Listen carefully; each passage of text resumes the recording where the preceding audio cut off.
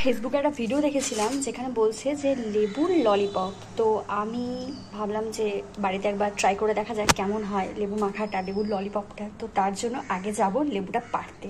তারপরে দিকে কত পিছলা হয়ে আছে, এই যেখানে লেবু হয়ে আছে ওখান থেকে লেবু পাড়বো এখন।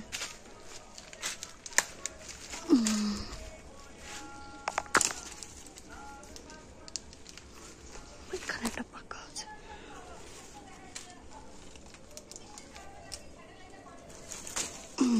দেখো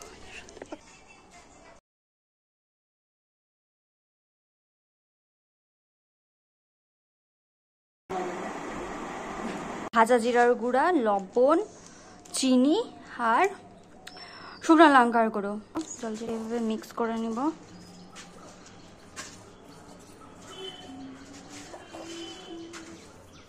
এবার টেস্ট করে দেখি, আর একজন তো নিয়ে রেখে দিল, এবার আমি টেস্ট করে দেখি কেমন হয়েছে।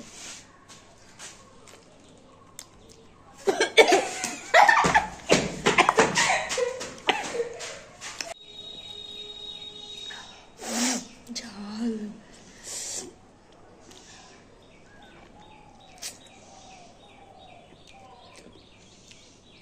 এত টক।